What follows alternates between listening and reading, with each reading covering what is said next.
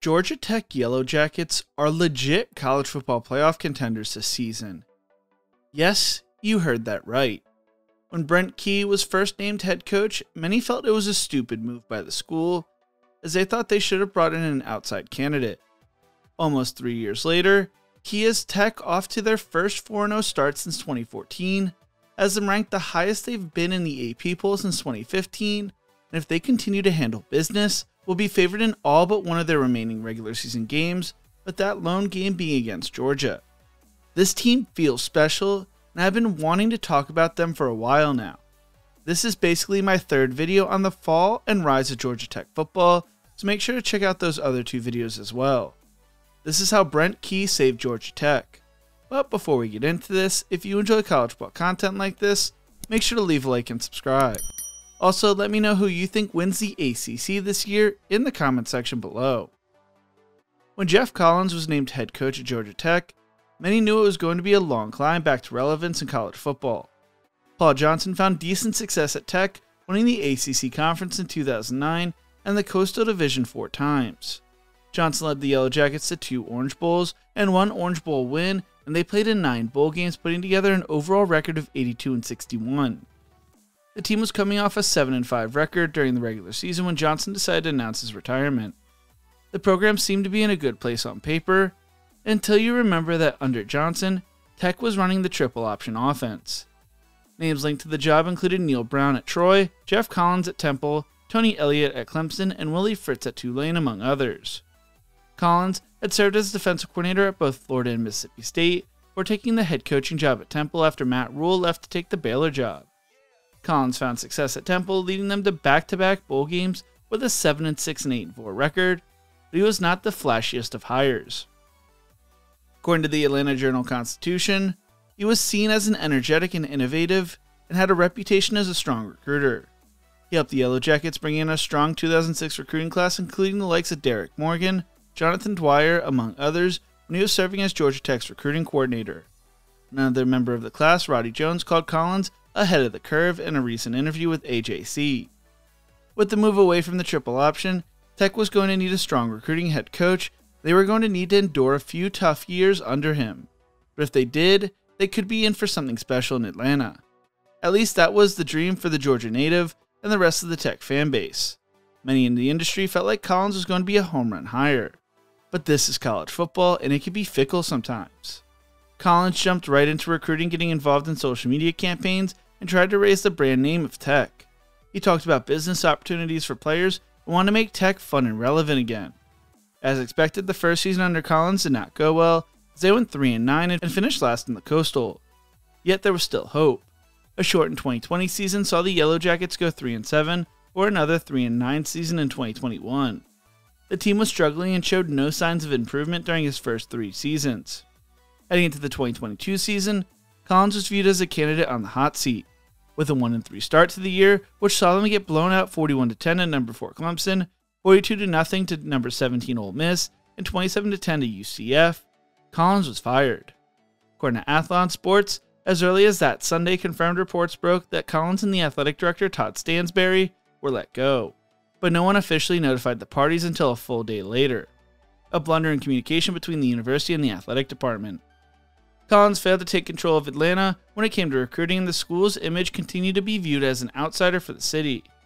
He could never get the university's support, nor could he get the fan base and students to rally around them either. The Athlon's Stephen Godfrey wrote after the firing, "The failure of the Collins era communicates that Tech is in a place where extreme pragmatism is the rule of law. You won't see another Instagram campaign coming out of there for a long time." The man chosen to serve as interim head coach would be one of Georgia Tech's own, Brent Key. Key played for George O'Leary at Tech in the late 90s, would serve as a grad assistant for 2001 and 2002. He would then take a job in the real world and quickly realized he hated it.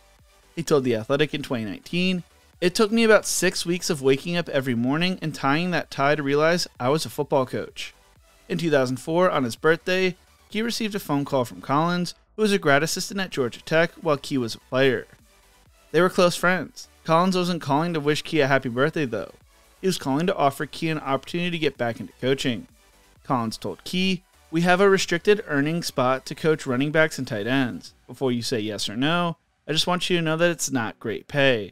The housing situation isn't really great as far as where you will live either. Key hung up the phone and began packing, and later that day was on his way to Colowahee, North Carolina. In 2005, he served as a grad assistant at UCF under O'Leary and worked his way up to eventually being the assistant head coach, offense coordinator, offensive line coach, and recruiting coordinator for the Knights. He was chosen to be O'Leary's heir apparent at UCF and even turned down a head coaching job at UAB. After an 0-12 season in 2015, in O'Leary's last year as head coach, UCF would choose to hire an outside candidate instead.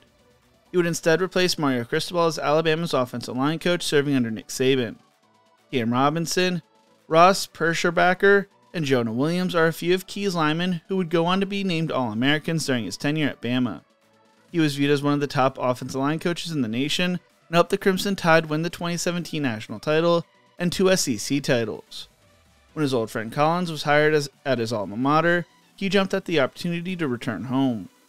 Key believed in Collins, saying back in 2019, "It's real, guys. This is real. For us to change the mindset that people have of what Georgia Tech is in the scope of college football, that's what Coach Collins is here for. That's what we're here for with him. That's what we believe in. I know in different eyes, Georgia Tech seems as different, but that's what we see this place as. That's what we feel it is. It's not a vision that's going to be something that's going to go dead in 6 months, 12 months, 24 months. This is real. This is real. And one day at a time, one person at a time, one mind at a time, we will change the way people think about Georgia Tech football." While it was sad to see his friend fired after a 1-3 start, it provided Key an important opportunity to seize the moment. Right after Key was named interim head coach, he knew exactly what he needed to do. Georgia Tech had allowed 4 punts to be blocked to start the season, and protection was consistently bad. They wanted to start winning. That was going to need to change. That week against defending ACC champions Pitt, they did not allow a single blocked punt, went on to stun the Panthers 26-21 to win their first game over an FBS opponent in over a year. The next week against Duke, they did not allow any blocked punts again and won in overtime 23-20 to win consecutive games for the first time since 2018. Key's philosophy was not anything flashy. It was focused around doing the basic things right. They win those games because they did not allow a blocked punt? No, but it avoided them from giving up momentum-shifting plays, and they fixed a fatal flaw in the team at the time. According to The Athletic's Andy Staples, while Key and everyone else remained complimentary of Collins, it was clear finer details were getting missed. When it came to getting the basics right, Key thought back to what he learned from former boss Nick Saban, as well as former coach and mentor George O'Leary. Collins' biggest mistake might have been trying to brand the program before you could develop a brand on the field. Key wasn't the least bit concerned about outside perception of the program. They would lose to both Virginia 16-9 and Florida State 41-16, or beating Virginia Tech and Blacksburg 28-27. They followed that up with the loss to Miami before upsetting number 13 North Carolina and Chapel Hill 21-17. They then traveled to Athens to take on Georgia, who had beaten Collins by a combined score of 97-7 in the previous 2 matchups. This game would be much closer as Georgia Tech only found themselves down 10-7 at half to the eventual national champions. Unfortunately, Georgia would pull away in the second half to win 37-14. It was a much closer game than it had been in years. At the time, Key was still only the interim head coach. Guys being talked about as Collins' replacement include the likes of Jamie Chadwell, Willie Fritz, Charles Huff, Tom Herman, and Jeff Lebby, among others. Yet Georgia Tech chose to retain Key as head coach, making the former alum their leading man. Tech finished the 2022 season 5-7, and there was hope around the program heading into 2023. During the offseason, they brought in Texas A&M quarterback transfer Haynes King and returned Zach Pyron as backup with the concerns around King staying healthy. They also returned 4 starting offensive linemen from the 2022 team as well. They would start the season off 2-2, but then the wheels fell off as they would be upset at home by Bowling Green. I found an old forum from the time, and one poster wrote, "How can anyone who follows college football think Brent Key is the answer to Georgia Tech's problem? I've been a season ticket holder for several years. I have a master's degree, it's not from Georgia Tech. But at 61, I love Georgia Tech so much I took one class online just to have a Georgia Tech certification on my wall. Saying that, I'm at a point I am giving my 4 tickets away every home game to a family that needs a day out. The Bowling Green game set the program back years. No program, not one, has succeeded without bringing in a high-profile coach with a winning proven record. The powers that be at Georgia Tech don't seem to have the interest in building the program. You could love or hate Deion, Tech should have paid whatever it cost to get him to Atlanta. Tech has no talent, No coaches, no student support. Brent Key, who was probably a good guy, was a cheap hire for Tech. Not one that could change the program and recruit. I have more Georgia Tech memorabilia than anyone I know. But Tech has reached an all-time low. The only hope is they could lose until the powers are willing to pay for a program with top-quality coaches and players. It was a very funny post when looking back at where we're at 2 years later, almost to the day. Because Key has turned things around, unlike what that poster thought. At the time, though, there were many fans feeling that Georgia Tech made the wrong hire and the program was going to be in trouble. But then the Yellow Jackets started winning again. They upset number 17 Miami 23-20, the game where Mario Cristobal forgot you could take a knee and instead chose to run the ball. They then lost to Boston College but beat North Carolina and Virginia. They lose to Clemson 42-21, but beat Syracuse 31-22 to close out ACC play 5-3 in conference play.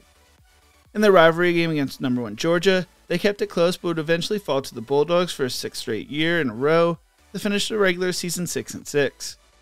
Though the regular season would end on a sour note, for the first time since 2018, they were going bowling where they matched up with UCF in the Gasparilla Bowl. They would win the game to finish 7-6, win their first bowl game since 2016. The panic and concern around the program following the Bowling Green game had all but subsided and instead was replaced with hope. Georgia Tech was relevant again, and it was amazing to see. Then came 2024. In a season and a half of control of the Yellow Jackets program, Key was 11-10 and 9-6 in ACC play, already surpassing the win totals under Collins, who went 10-28 in 3+ seasons. They returned Haynes King for the second straight season, who threw for 2,842 yards, 27 touchdowns and 16 interceptions, whilst rushing for 737 yards and 10 touchdowns on the ground in 2023. They also returned running back Jamal Haynes and Malik Rutherford. They looked to improve their defense, which ranked 97th nationally in 2023. They played 5 of the top 6 projected teams in the ACC and also played Notre Dame, but there was still optimism around the team. They were projected to finish 10th in the ACC according to Phil Steele. Georgia Tech traveled to Dublin to face number 10 Florida State, and in front of a national audience, shocked the college football world by upsetting the Seminoles 24-21. All of a sudden, everyone was now talking about Georgia Tech. They then beat Georgia State in their home opener and were ranked number 23 in the nation heading into their game against Syracuse. It was the first time they were ranked since September 20th, 2015. They would unfortunately fall to Syracuse 31-28, but returned home to beat VMI 59-7, start the year 3-1, the best start since 2017. They would lose to Louisville on the road, but would beat Duke and North Carolina to move to 5-2 on the season. They would fall to number 12 Notre Dame and Virginia Tech to close out October, with King out for both games, but upset number 4 Miami 28-23 for the second year in a row. They would close out ACC play with a 30-29 win over NC State. In the rivalry game against Georgia, they would come oh so close to upsetting the Bulldogs, falling in 8 overtimes, yes you heard that right, 8 overtimes, to the 6th ranked team in the nation, 44-42. While their losing streak to Georgia extended to 7 straight games, it was the closest game they had had since Tech won 28-27 in 2016. After losing to Vanderbilt 35-27 in the Birmingham Bowl, they would finish 7-6 for the second straight year. Heading into the 2025 season, this was viewed as Key's best team as Haynes King returned as well as Jamal Haynes. Both the offense and defense returned 7 starters, and they pulled a relatively manageable schedule for ACC play this time around. Phil Steele projected them to finish 4th in the ACC behind Clemson, SMU, and Miami, and ahead of Florida State. They ended the season as 4.5-point favorites against Colorado and Boulder, and survived against the Buffs on the road to win 27-20. They would then beat Gardner-Webb 59-12, before hosting Clemson and beating the number 12 ranked Tigers 24-21 by kicking a game-winning field goal. They entered the AP Top 25 for the first time as the 18th ranked team in the nation last week and beat Temple 45-24 at home. They are currently 4-0, which is their best start since 2014, and are now ranked number 16 in the nation, their highest ranking since 2015. They are currently expected to be favored in all but one game the remainder of the season when they play Georgia in the Mercedes-Benz Stadium to close out the regular season. Fans are rejoicing as they're turning their own home stadium back into a home field advantage.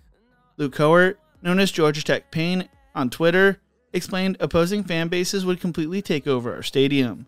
The lowest point of that was when I went to watch us play Ole Miss in 2022 and we lost 42-0. And it was the first time I had heard us boo our own team and our coaches. Now that is not the case. Cal work continued. This season is different simply due to the talent on the roster. Coach Key's building talent over the last few years has culminated to this season, where we have guys on the field who will play on Sundays. And that, combined with a great coaching and extremely lunch pail tough mentality, really makes this season feel so much different.